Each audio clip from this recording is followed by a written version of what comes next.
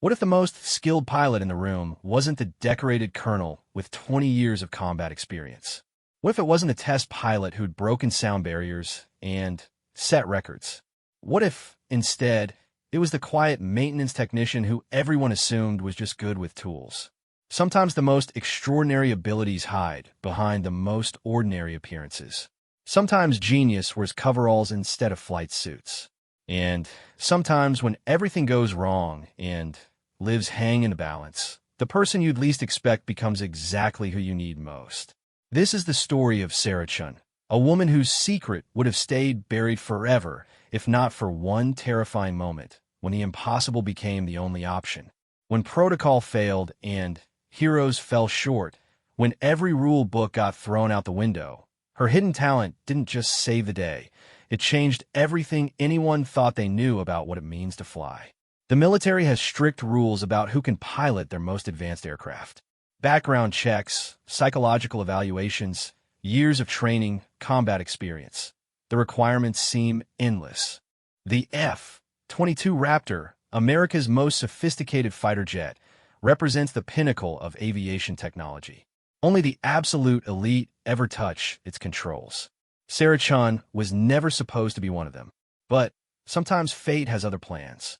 The morning sun cast long shadows across Edwards Air Force Base as Sarah Chun walked across the tarmac, her toolbox in one hand and a steaming cup of coffee in the other. At 28, she had been working as an aircraft maintenance technician for 6 years, and everyone who knew her respected her skill with engines and electronics. What they didn't know was that she spent her nights in a very different way than most people imagined. Sarah's small apartment off base contained something that would have surprised her colleagues. In a corner of her bedroom sat a sophisticated flight simulator setup that had cost her 3 years of savings to build. The computer was powerful enough to run military-grade software, and the controls were exact replicas of various aircraft systems.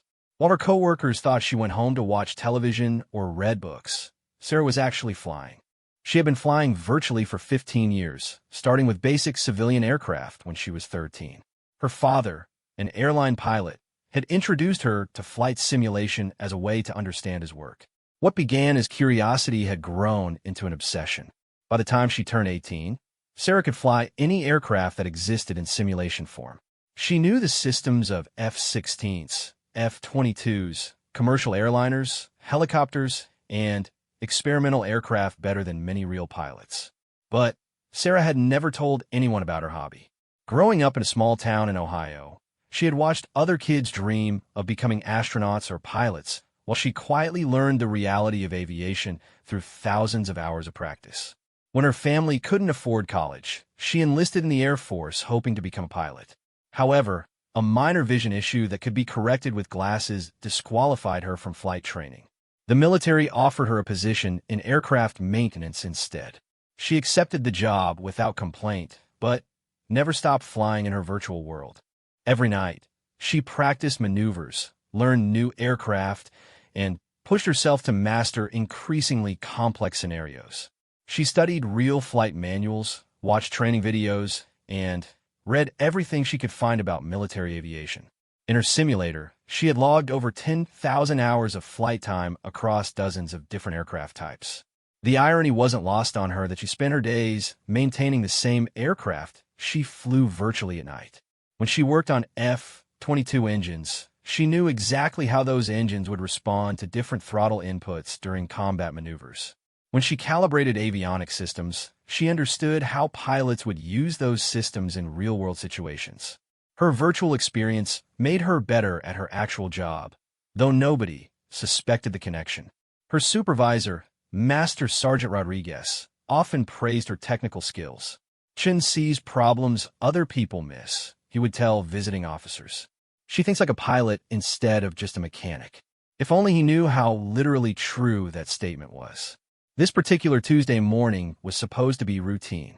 Sarah's team was scheduled to perform standard maintenance checks on 3 F-22 Raptors that had returned from a training mission the previous day. The aircraft needed post-flight inspections, minor repairs, and systems updates before they could fly again. It was familiar work that she could do efficiently, and, well, the first aircraft, tail number 05-4086, had a small hydraulic leak that needed attention. Sarah crawled into the cramped space beneath the aircraft, her flashlight illuminating the maze of pipes and connections that controlled the flight surfaces. She quickly located the source of the leak, a worn seal in the primary flight control system. It was a minor issue that would take about an hour to fix. While she worked, she couldn't help thinking about how the hydraulic system functioned during flight.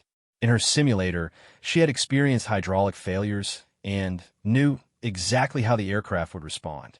The F-22's fly-by-wire controls could compensate for minor hydraulic issues, but major failures required specific pilot responses to maintain control. She had practiced those emergency procedures hundreds of times, though she never expected to use that knowledge outside her bedroom. The second aircraft had an avionics problem. The radar system was showing intermittent errors that could affect the pilot's ability to track targets. Sarah connected her diagnostic equipment to the aircraft's computer systems and began running tests.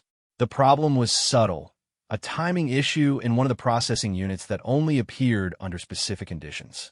Most technicians would have missed it, but Sarah's understanding of how pilots use the radar system helped her recognize what to look for. As she worked, Captain Jennifer Walsh approached. Captain Walsh was one of the squadron's most experienced F-22 pilots, with over 2,000 hours in the aircraft and multiple combat deployments. She was known for her precision flying and calm demeanor under pressure. "How's it looking, Sean?" Captain Walsh asked, peering over Sarah's shoulder at the diagnostic readouts. "Found the problem," Sarah replied, pointing to a line of code on her screen. "Timing error in the signal processor. Should have it fixed in about 30 minutes. Good catch. Most people wouldn't have spotted that." Captain Walsh paused, studying Sarah's work. "You really understand these systems. Ever think about trying to become a pilot?" Sarah felt a familiar pang of disappointment. "Already tried. Vision issues disqualified me from flight training." "Too bad. You think like a pilot." Captain Walsh watched as Sarah continued her repairs. "Where did you learn so much about aircraft systems?" "Books, manuals, curiosity," Sarah answered honestly, though she left out the part about her nightly simulator sessions. "I like understanding how things work." Captain Walsh nodded and moved on to inspect other aircraft. Sarah returned to her work, but the conversation stayed with her. She wondered what Captain Walsh would think if she knew that Sarah had virtually flown the same F-22 hundreds of times, mastering its handling characteristics and combat capabilities. By mid-morning, Sarah had finished the routine maintenance on all three aircraft. The repairs were complete, all systems were functioning properly, and the F-22s were ready to return to service. It should have been just another successful day in aircraft maintenance. But as Sarah was cleaning up her tools, she heard the sound that changed everything. The base's emergency alarm began blaring, followed immediately by an announcement over the public address system. "All personnel, this is not a drill. We have an emergency situation in progress.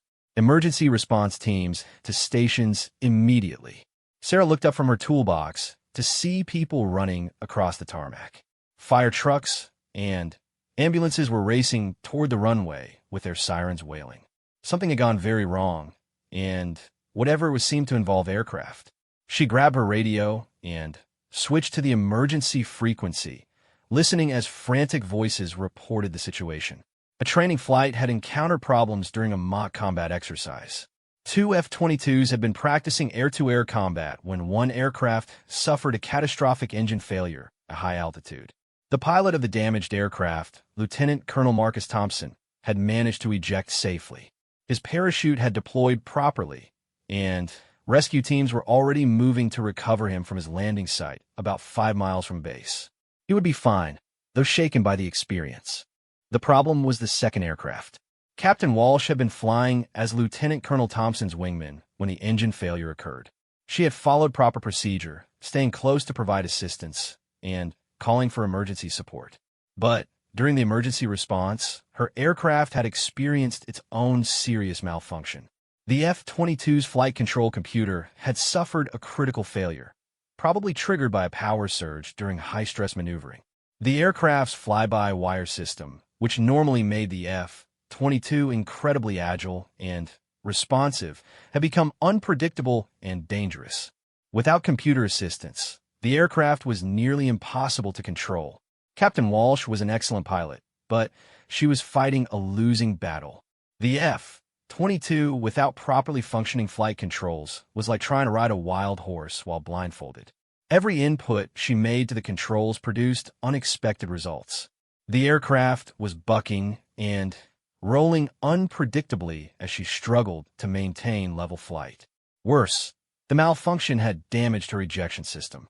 The emergency escape mechanism that could save her life if she abandoned the aircraft was not functioning. She was trapped in a multi-million-dollar fighter jet that was becoming increasingly difficult to control, with no way to safely leave the aircraft. The situation was deteriorating rapidly. Captain Walsh was running low on fuel from the high-stress maneuvering required to keep the aircraft airborne. Her radio communications were becoming more strained as she fought the unresponsive controls. The control tower was trying to guide her toward the runway, but everyone knew the chances of a successful landing were minimal. An F-22 with failed flight controls had never been landed safely. The aircraft was simply too unstable without computer assistance. Previous incidents had always ended in ejection, but that option wasn't available to Captain Walsh. She was facing a situation that had no good solutions. Sarah listened to the radio chatter with growing concern. She could hear the tension in the air traffic controller's voice as he tried to help Captain Walsh navigate her emergency. She could hear the fear that Captain Walsh was trying to hide as she reported her aircraft's increasingly erratic behavior. But Sarah also heard something else in the radio transmissions. As Captain Walsh described her aircraft problems, Sarah realized she had encountered this exact scenario before. Not in real life, but in her simulator. She had programmed similar flight control failures and practiced recovering from them dozens of times. She knew the aircraft's behavior patterns when the computer systems failed. She understood the subtle techniques required to maintain control without electronic assistance. The knowledge felt useless. Even if she understood the solution to Captain Walsh's emergency, there was no way for a maintenance technician to help a pilot in flight. Sarah could only listen and hope that somehow Captain Walsh would find a way to land safely. Then, she heard the words that changed everything. The squadron commander's voice came over the radio, speaking directly to Captain Walsh. "Jennifer, we're going to try something unprecedented. We're going to guide you through an emergency landing with help from the control tower, but we need someone on the ground who really understands the aircraft systems to provide technical support." Sarah's heart began racing. She knew more about F-22 systems than anyone else on the base, even though that knowledge came from simulation rather than actual flight experience. She had studied every manual, practiced every emergency procedure, and understood the aircraft's behavior in ways that even experienced pilots sometimes didn't. But she also knew that revealing her simulator experience would expose her secret hobby and might make people question her credibility. Her colleagues respected her as a technician, but would they trust the advice of someone whose flight knowledge came from a computer program? As Sarah wrestled with that decision, Captain Walsh's situation continued to worsen. The radio chatter was becoming more urgent. Time was running out, and traditional solutions weren't working. Someone needed to think outside the box, to approach the problem from a different angle. Sarah made her choice. She grabbed her radio and switched to the emergency frequency, her voice cutting through the chaotic communications with calm authority. "Control tower, this is Sergeant Chun from Aircraft Maintenance." Sarah's voice carried a confidence that surprised even her. "I've been monitoring the emergency frequency, and I have some technical insights that might help Captain Walsh." The radio went silent for a moment before the controller responded.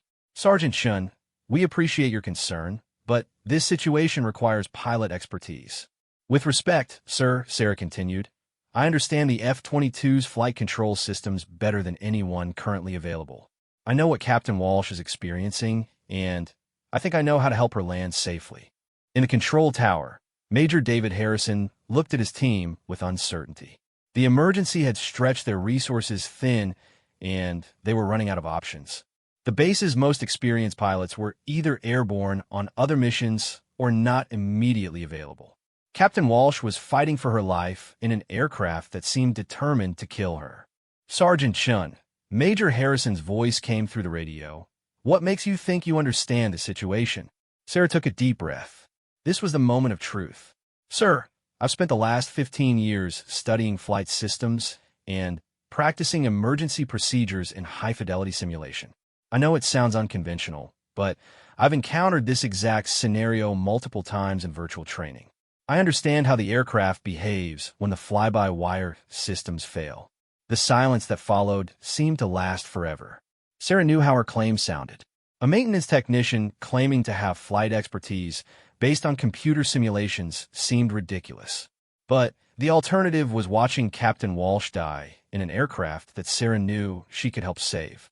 Major Harrison was facing an impossible decision. Protocol demanded that he rely on established procedures and qualified personnel. But established procedures weren't working, and qualified personnel weren't producing solutions. Sometimes leadership meant taking risks that could either save lives or end careers. Sergeant Shun, the major's voice carried a mixture of desperation and hope.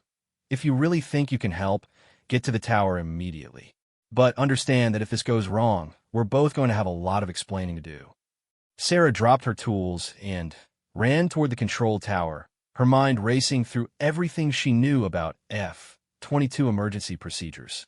She had practiced this scenario so many times that the solution felt automatic, but implementing it with a real pilot in a real aircraft would be completely different. The control tower was organized chaos when Sarah arrived. Radar screens showed Captain Walsh's aircraft struggling to maintain altitude as it approached the runway.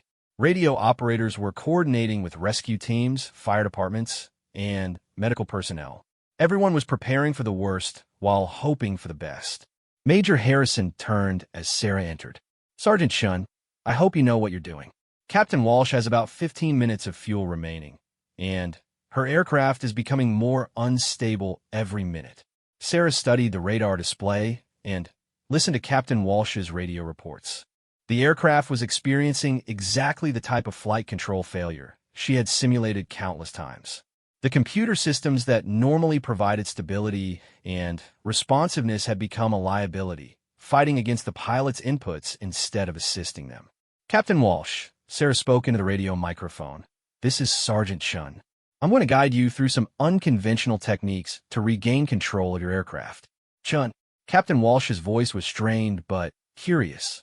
The maintenance tech who fixed my radar this morning? Yes, ma'am. I know this is going to sound strange, but I need you to trust me. The techniques I'm about to suggest aren't in any official manual, but they work when the fly-by-wire system is malfunctioning. Captain Walsh was quiet for a moment, processing this unexpected development. She was running out of altitude, fuel, and options. Traditional flying techniques weren't working with her damaged aircraft. Maybe it was time to try something unconventional. Okay, Captain Walsh replied. I'm listening. What do you need me to do? Sarah closed her eyes for a moment, visualizing the aircraft's current state based on Captain Walsh's reports. In her mind, she could see the F-22's control surfaces fighting against each other as the damaged computer system sent conflicting signals. She could imagine the pilot's frustration as normal control inputs produced dangerous results. First, Sarah began, I need you to disconnect the backup flight control computer. I know that sounds counterintuitive, but the backup system is actually making things worse by trying to correct what it thinks are pilot errors. Major Harrison looked at Sarah with alarm. Sergeant, you're asking her to disconnect her primary safety system. Sir, the safety system has become the danger, Sarah explained quickly.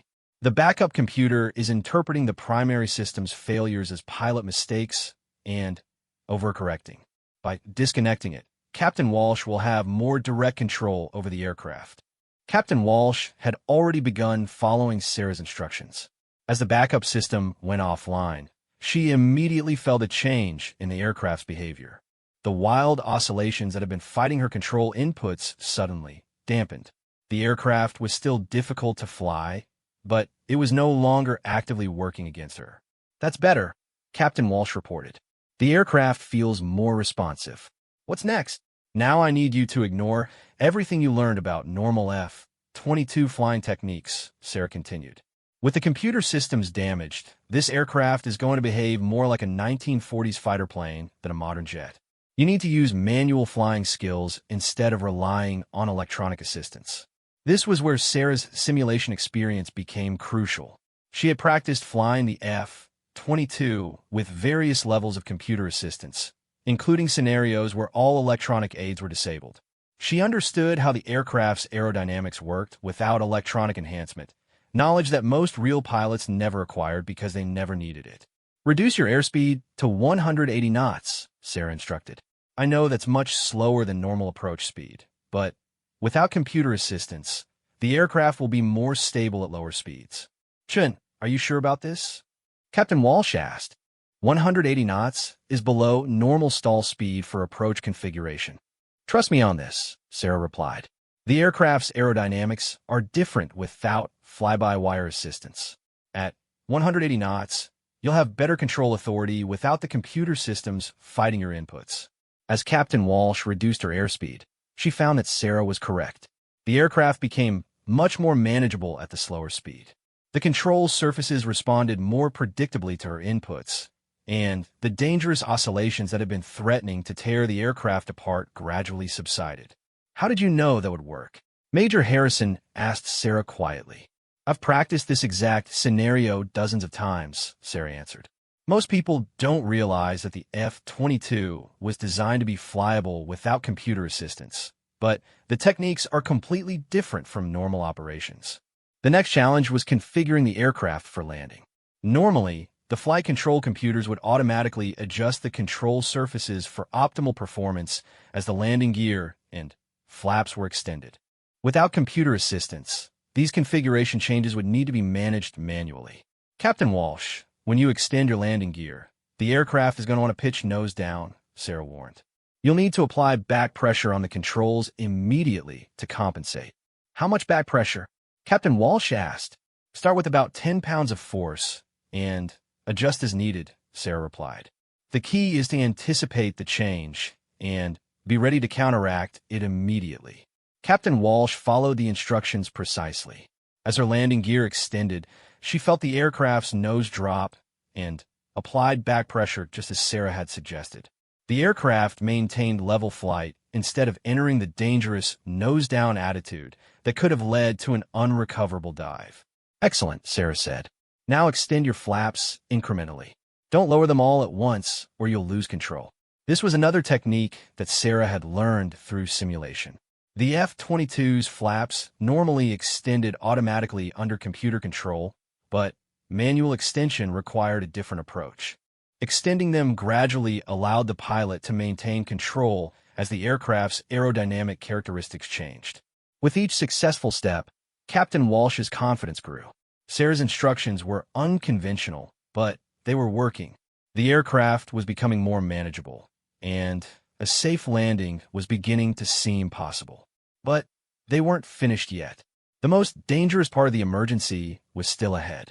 Landing an F-22 without computer assistance required techniques that no pilot had ever practiced in real-world conditions. Sarah would need to guide Captain Walsh through a procedure that existed only in simulation. Okay, Captain Walsh, Sarah said, you're doing great. Now comes the hard part. I'm going to guide you through a manual landing approach that's going to feel completely wrong, but it's the only way to land safely without computer assistance. I'm ready, Captain Walsh replied, though her voice carried the tension of someone preparing for the most challenging flying of her career. First, you're going to approach the runway at a much steeper angle than normal, Sarah explained. Without computer assistance, a shallow approach will cause the aircraft to float and make precise touchdown difficult. Aim for a 6-degree glide slope instead of the normal 3 degrees. Major Harrison shook his head. Chun, that's twice the normal approach angle. She'll come in like a brick. That's exactly what we want, Sarah replied.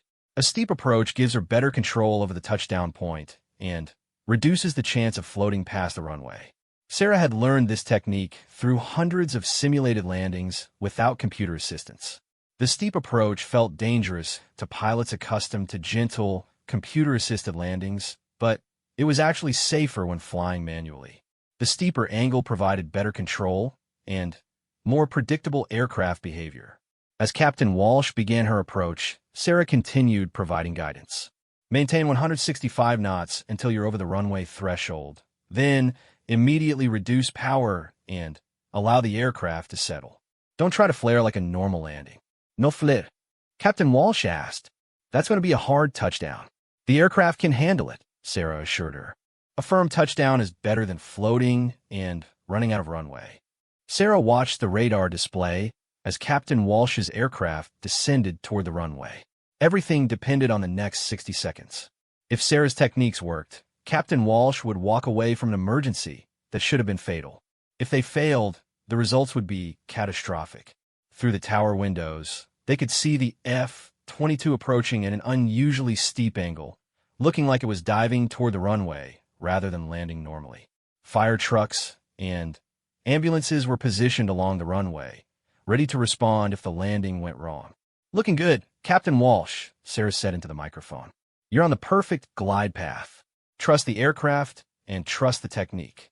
As the F-22 crossed the runway threshold, Captain Walsh followed Sarah's instructions exactly. She reduced power and allowed the aircraft to settle toward the runway without trying to flare.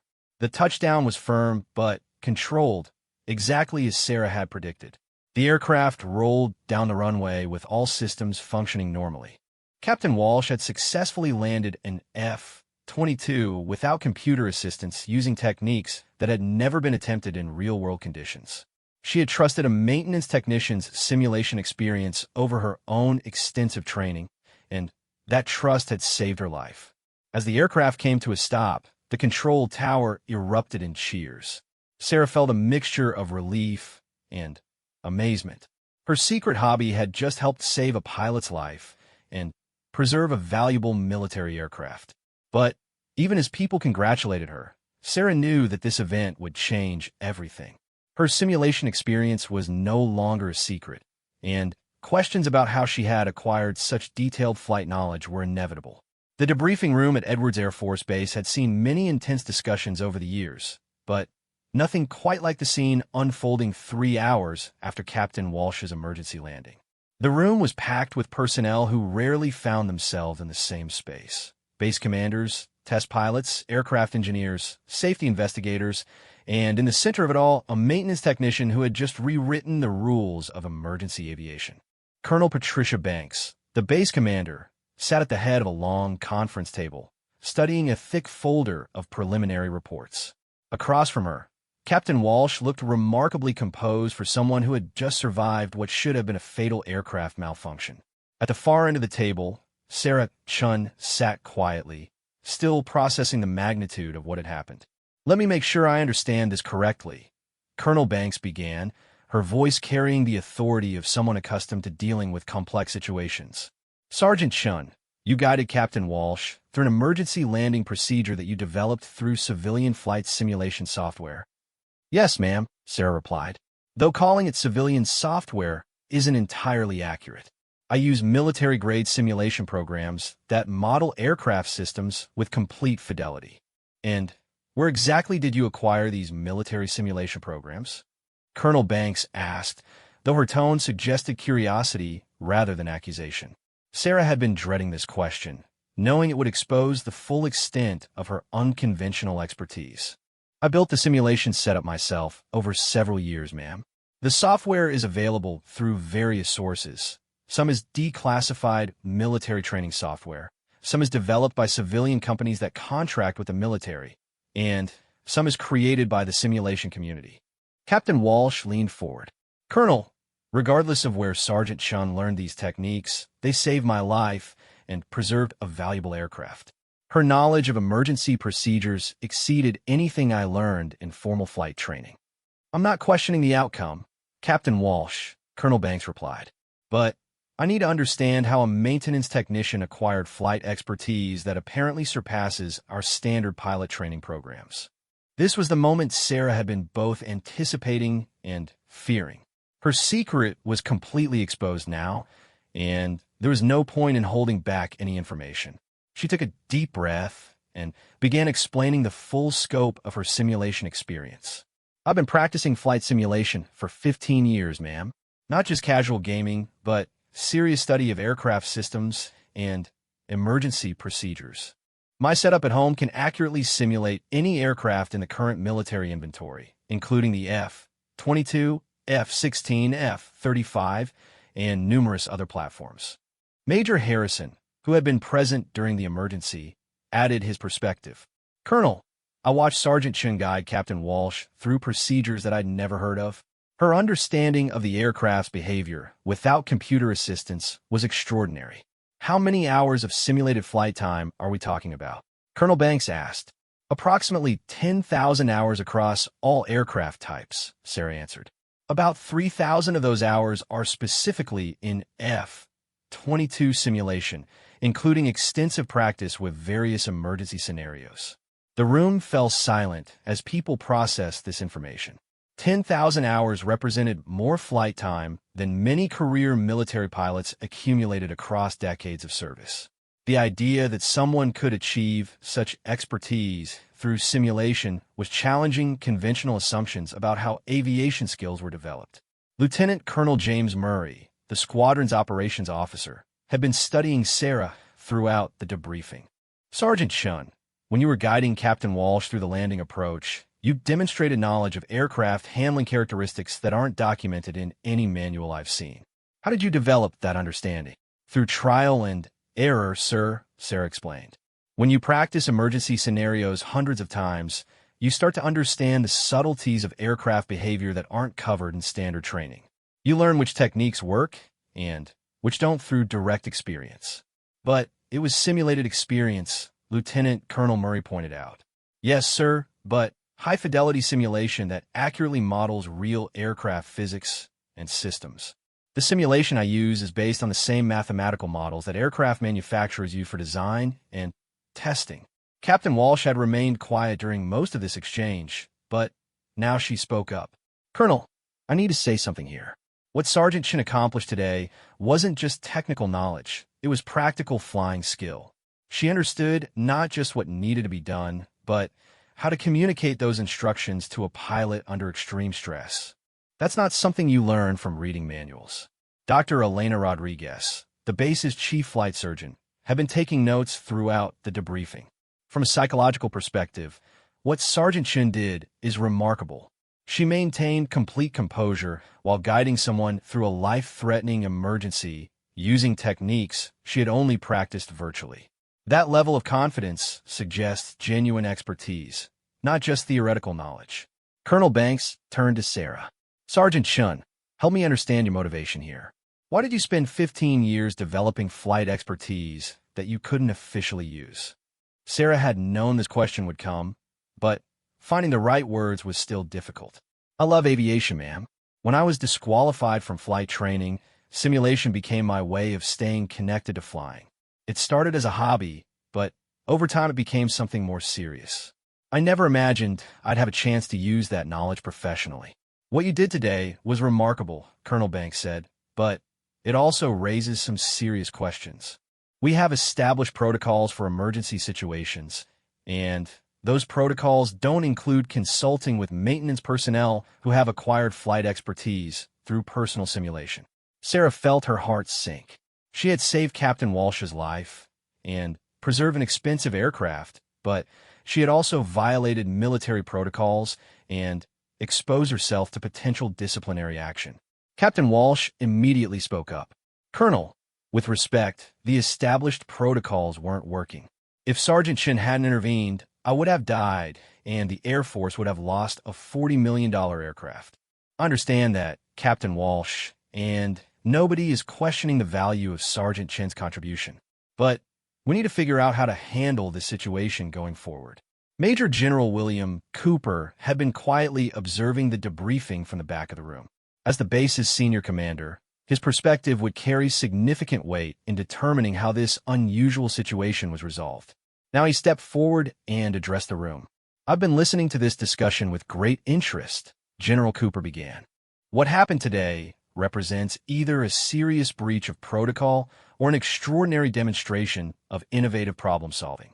I'm inclined to view it as the latter." The room's attention focused entirely on the general as he continued. "Sergeant Chun, your simulation experience may be unconventional, but it's also remarkably comprehensive. The question is whether that experience translates to real-world aviation capability." Sarah wasn't sure how to respond. "Sir, I've never flown an actual aircraft, so I can't make that claim with certainty. But you guided Captain Walsh through procedures that you had only practiced in simulation, and those procedures worked perfectly, General Cooper pointed out. That suggests your simulated experience has real practical value. Colonel Banks looked puzzled.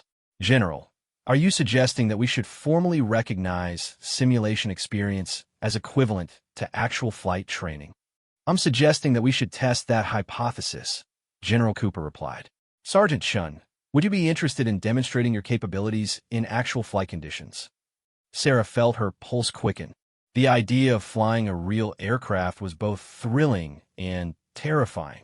Sir, I would be honored to have that opportunity, but I'm not qualified for flight training. Your vision issues were the disqualifying factor, correct? General Cooper asked. But those issues are correctable with glasses, and you wear corrective lenses now. Yes, sir, but the vision standards for pilot training are much stricter than general vision standards. The vision standards exist to ensure flight safety, General Cooper explained. But today you demonstrated flight safety knowledge that exceeds many qualified pilots. Perhaps it's time to reconsider whether certain disqualifying factors are truly relevant. Dr. Rodriguez consulted her notes. General, I reviewed Sergeant Chin's original medical records this afternoon. Her vision issues were borderline at the time of her initial evaluation 6 years ago. With improved corrective lenses and changes in vision standards, she might qualify for flight training today. The conversation was moving in a direction Sarah had never imagined possible. The idea that her maintenance career might lead to flight opportunities seemed like something from a dream. Let me propose something, General Cooper said. Sergeant Chun, I want you to undergo a comprehensive evaluation of your flight capabilities. We'll start with simulator testing using our official training systems, then progress to actual flight evaluation if the simulator results justify it. Sir, I appreciate the opportunity, but I'm not sure I understand the purpose of this evaluation, Sarah said. The purpose is to determine whether exceptional simulation experience can substitute for traditional flight training pathways, General Cooper explained. If your capabilities match your demonstrated knowledge, you could become our first pilot to qualify primarily through simulation training. Captain Walsh smiled. Sarah, you've already proven you can fly better than most pilots in emergency conditions. Now you'll have a chance to prove it in normal conditions too. The implications of General Cooper's proposal were staggering. Sarah could potentially become a pilot despite being rejected for traditional flight training. More importantly, her experience could establish new pathways for other people who had been excluded from aviation careers due to technicalities rather than actual inability. There's one more thing, General Cooper added. If you prove capable of actual flight, I want you to help us develop new training programs that incorporate advanced simulation techniques. Your experience suggests we might be undertrained in manual flying skills. Lieutenant Colonel Murray nodded. The general raises a good point. Today's emergency revealed gaps in our training that Sergeant Chin's simulation experience had anticipated. We need to understand how to better prepare pilots for situations where electronic assistance fails. So this evaluation would serve multiple purposes, Colonel Banks said. Testing Sergeant Chin's capabilities, validating simulation training methods, and improving our emergency preparation programs. Exactly, General Cooper confirmed. Sergeant Chun, are you willing to participate in this evaluation? Sarah looked around the room at the faces of people who had initially been skeptical of her unconventional expertise. Now they were offering her opportunities she had never thought possible. The scared maintenance technician who had spoken up during an emergency was being invited to become a pioneer in military aviation training. Yes, sir, Sarah replied. I'm absolutely willing to participate. Excellent. Dr. Rodriguez, please arrange for updated medical and psychological evaluations. Colonel Banks, I want a comprehensive flight evaluation program designed specifically for this situation.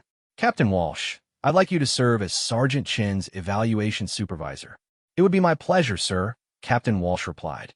After what Sarah did today, I'm very interested to see what she can do with an aircraft that isn't malfunctioning. As the debriefing concluded, Sarah realized that her life had changed completely in the span of a few hours.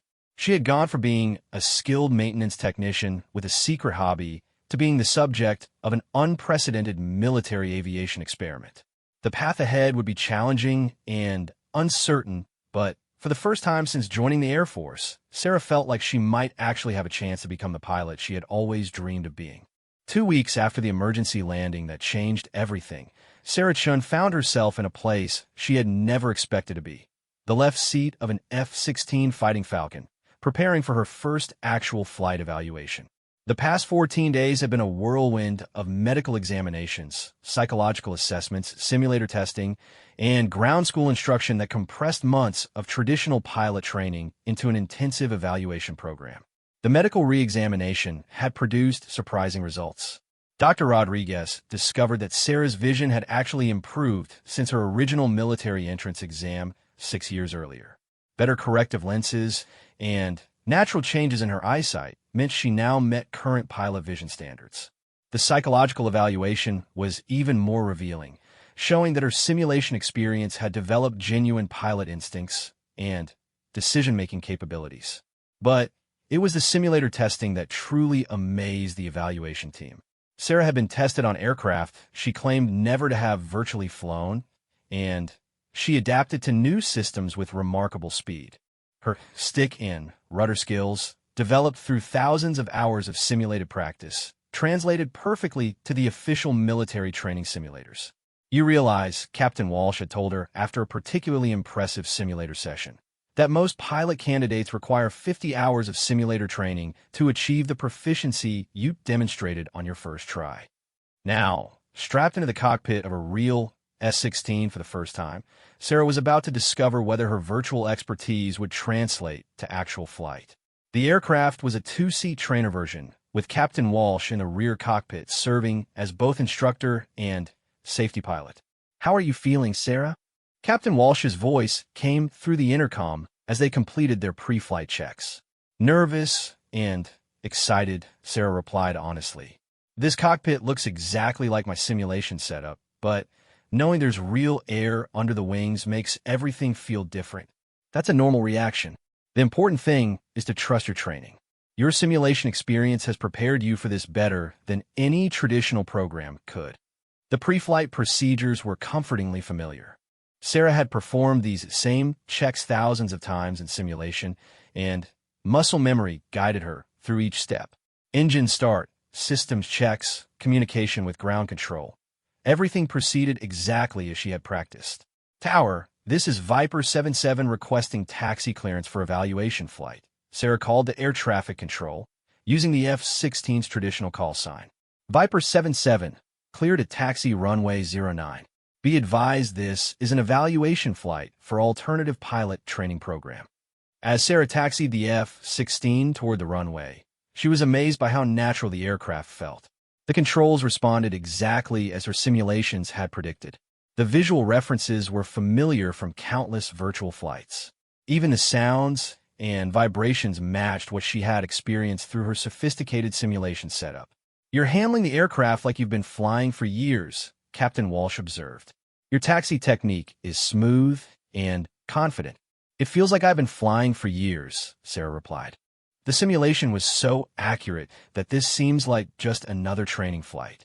The runway threshold approach brought a moment of real nervousness. This was the point where simulation ended and reality began. No matter how sophisticated her home setup had been, actually leaving the ground in a real aircraft was something completely new. "Tower, Viper 77 ready for takeoff," Sarah called. "Viper 77, cleared for takeoff, runway 09. Wind calm, visibility unlimited." Sarah advanced the throttle, feeling 29,000 pounds of thrust push the F-16 forward. The acceleration was more intense than simulation could fully replicate, but the aircraft's behavior was exactly what she had practiced. At 140 knots, she pulled back gently on the stick, and the F-16 lifted off the runway with perfect precision. "Excellent takeoff," Captain Walsh said. "How does it feel?" "Amazing," Sarah breathed, watching the ground fall away beneath them. The aircraft responds exactly like the simulation, but the sensation of actually flying is incredible. The evaluation flight plan called for basic maneuvers first, climbs, descents, turns, and level flight to assess Sarah's fundamental flying skills. These were the building blocks of aviation that every pilot had to master before moving on to advanced techniques. Sarah's performance was flawless. Her altitude control was precise, her heading changes were smooth, and her airspeed management was exactly what the flight manual specified. Years of simulated practice had developed muscle memory that translated perfectly to real flight. "Let's try some steeper turns," Captain Walsh suggested. "Take the aircraft to 45 degrees of bank and maintain altitude." Sarah rolled the F-16 into a steep turn, feeling the G-forces press her into her seat. In simulation, these forces were represented visually, but not physically. The real sensation was new, but her control techniques compensated automatically for the aircraft behavior during high-G maneuvering. "Perfect altitude control," Captain Walsh noted. "Most student pilots lose significant altitude during their first steep turns. Your simulation training taught you to anticipate the aircraft's response." The evaluation progressed through increasingly complex maneuvers. Sarah demonstrated precision formation flying, navigation exercises, and even basic combat maneuvers. Each test revealed that her simulated experience had prepared her for real-world flying better than anyone had expected. "I want to try something challenging," Captain Walsh announced. "We're going to simulate an engine failure during takeoff. This is a critical emergency that requires immediate correct responses." Sarah felt her adrenaline spike. Engine failure scenarios were some of the most dangerous situations in aviation, requiring split-second decisions and perfect technique. She had practiced these emergencies hundreds of times in simulation, but the stakes felt much higher in a real aircraft. "Ready when you are," Sarah replied, though her voice carried the tension of someone preparing for a demanding test. Captain Walsh simulated an engine failure by rapidly reducing the throttle to idle during a practice takeoff. The sudden loss of power caused the aircraft to decelerate and begin descending, exactly as Sarah had experienced in countless simulated emergencies. Without hesitation, Sarah implemented the emergency procedures she had practiced repeatedly. She lowered the aircraft's nose to maintain airspeed, looked for suitable emergency landing areas, and began troubleshooting the simulated engine problem. Her responses were immediate and correct, demonstrating that simulation training had developed genuine emergency management skills. "Outstanding," Captain Walsh said as they restored normal engine power. "Your emergency response was textbook perfect. You maintained aircraft control, followed proper procedures, and kept situational awareness throughout the emergency." The final phase of the evaluation focused on landing, the most challenging aspect of flight training. Sarah had practiced thousands of virtual landings, but the visual references and depth perception required for real landings would test whether simulation could fully prepare someone for actual flight operations. As they approached the runway, Sarah configured the aircraft exactly as she had learned in simulation. Flaps, landing gear, airspeed, and glide path all matched the parameters she had practiced repeatedly. The final approach looked perfect from Captain Walsh's perspective in the rear cockpit. "Looking good, Sarah. Trust your training and fly the aircraft all the way to touchdown." Sarah maintained precise control as the runway grew larger in the windscreen. The visual cues were exactly what her simulation had taught her to expect. At the proper moment, she flared the aircraft slightly and touched down with a gentle bump that demonstrated perfect timing and technique. "Excellent landing," Captain Walsh announced. That was better than most pilot candidates achieve after weeks of flight training. As they taxied back to the parking area, Sarah felt overwhelmed by what had just happened. She had successfully completed her first real flight evaluation using skills developed entirely through simulation. The aircraft had responded exactly as her virtual training had prepared her to expect. "How do you feel about what you just accomplished?" Captain Walsh asked as they shut down the engine. "Amazed," Sarah replied. "I always believed my simulation training was valuable, but experiencing how perfectly it translated to real flight is incredible." The debriefing session that followed was attended by the same group of officers who had evaluated Sarah's role in the emergency landing 2 weeks earlier. The consensus was unanimous. Sarah's flight performance had exceeded all expectations. "Sergeant Chun," Colonel Banks began, "your evaluation flight results are remarkable. You've demonstrated proficiency levels that typically require months of traditional flight training to achieve. Thank you, ma'am. The simulation training prepared me better than I had hoped. General Cooper had been studying the evaluation reports throughout the debriefing. Sarah, what you've accomplished has implications far beyond your personal career. You've proven that properly designed simulation training can produce real pilot capabilities. Sir, I had advantages that most people wouldn't have, Sarah pointed out. I spent years studying aircraft systems and practicing emergency procedures on my own time. The average person couldn't replicate that level of commitment.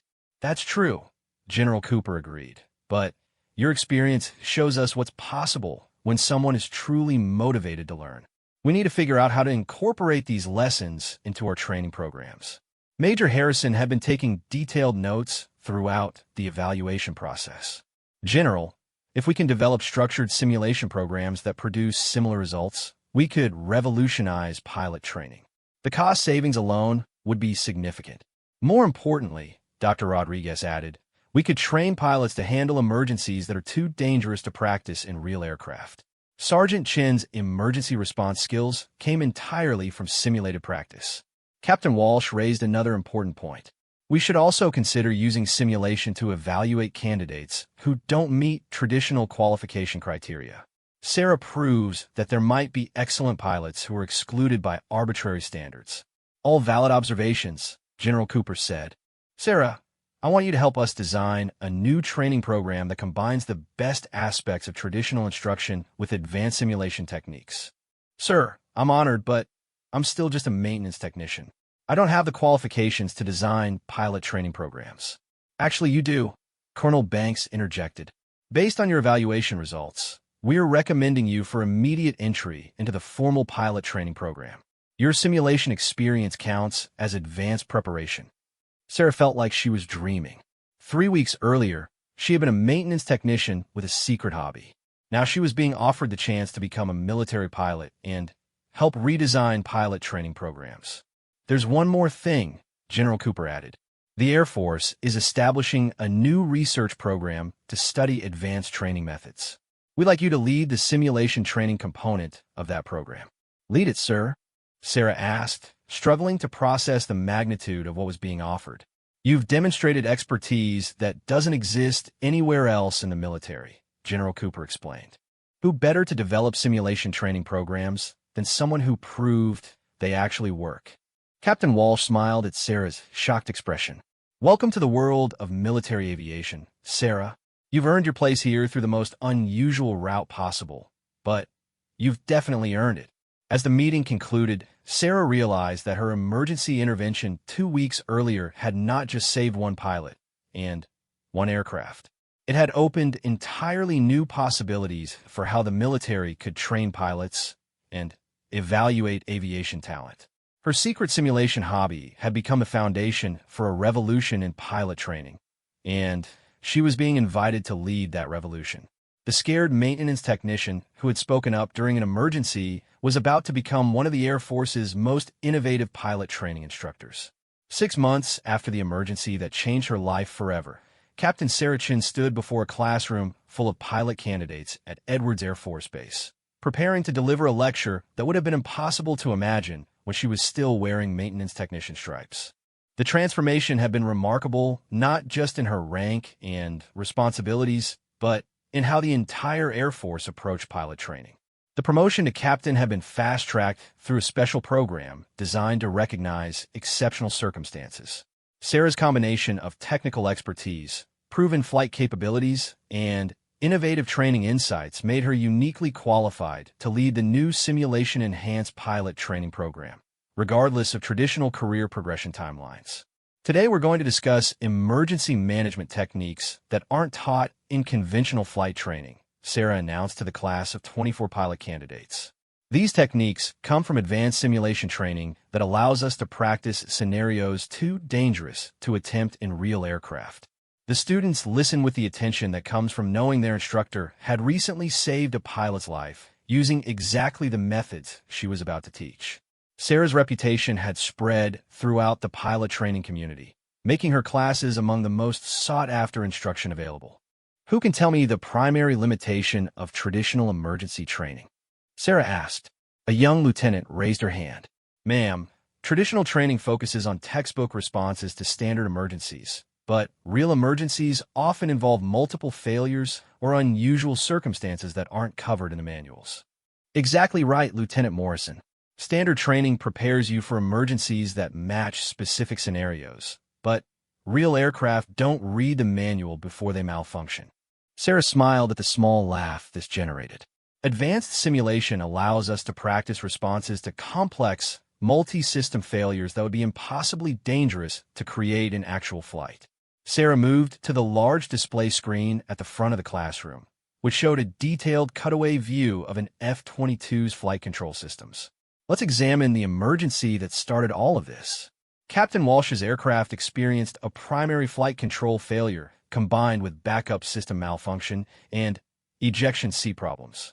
Traditional training never addresses this combination of failures because it's considered too unlikely to practice. But simulation allows us to practice unlikely scenarios, another student observed. More than that, Sarah continued, simulation lets us practice impossible scenarios. We can deliberately create combinations of failures that would never occur naturally, which teaches us to think beyond standard procedures when real emergencies present unexpected challenges. The classroom was equipped with individual flight simulators that allowed each student to practice the techniques Sarah was demonstrating. Unlike traditional pilot training, where simulator time was limited and expensive, the new program provided unlimited access to high-fidelity simulation systems. Everyone pull up Exercise 7 Alpha, Sarah instructed. This simulates the exact emergency Captain Walsh encountered 6 months ago. I want you to experience firsthand why traditional techniques don't work for this scenario. As the students began working through the simulated emergency, Sarah moved around the classroom, observing their responses and providing individual guidance. This personal attention was another innovation in the new training program. Small class sizes that allowed detailed instruction rather than mass processing of pilot candidates. Lieutenant Shun, no relation, Sarah said to one struggling student. You're fighting the aircraft instead of working with it. Remember, when the flight control computers fail, the aircraft behaves differently than you expect. You need to adjust your technique to match the aircraft's actual behavior, not what the computer normally makes it do. After 15 minutes of practice, Sarah called the class to attention. What did you discover during that exercise? The standard emergency procedures made the situation worse, one student reported. Every time I tried to follow the textbook response, the aircraft became less controllable. Because the textbook assumes your flight control systems are working properly, Sarah explained. When those systems fail, you need completely different techniques. This is why simulation training is so valuable. You can safely learn responses to situations that can't be practiced any other way. The lesson continued with increasingly complex scenarios.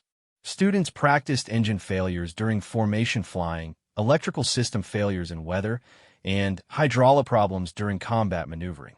Each exercise built their ability to think beyond standard procedures and develop creative solutions to novel problems.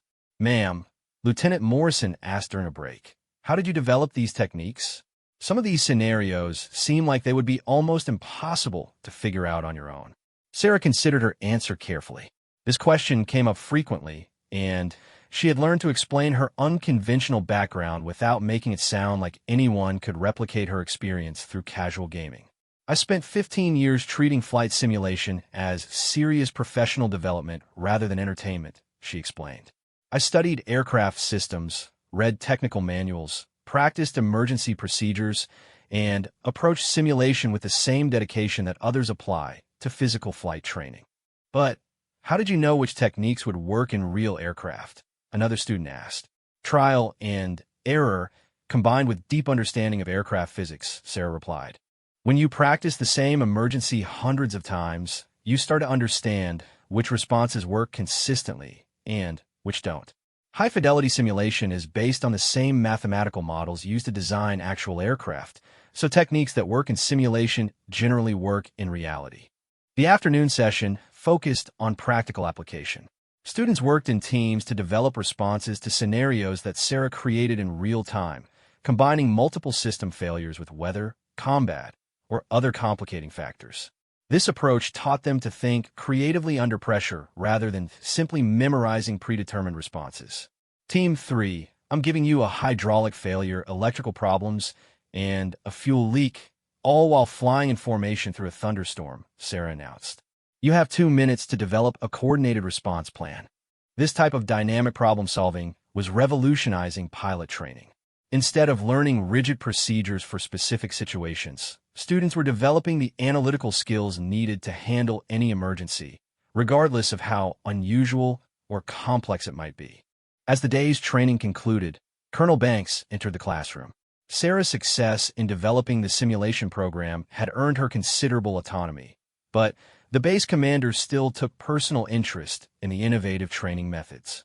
Captain Chun, how did today's session go? Colonel Banks asked. Excellent progress, ma'am. These students are developing emergency management skills that surpass what I've seen in traditional pilot training programs. That's what I'm hearing from other instructors as well. The pilots coming out of your program are demonstrating remarkable confidence in handling unusual situations. One of the students, Lieutenant Kim, raised her hand. Colonel, ma'am, Captain Chin's training methods have completely changed how I think about flying. Instead of memorizing procedures, I'm learning to understand aircraft behavior and develop solutions to problems I've never seen before. That's exactly what we hoped this program would accomplish, Colonel Banks replied. Captain Chun, I have some news that might interest you. The Pentagon is requesting a briefing on your training methods. They're considering implementing similar programs at pilot training bases throughout the Air Force. Sarah felt a mixture of pride and responsibility. Her personal simulation hobby had evolved into a training revolution that could affect how military pilots were prepared for their careers.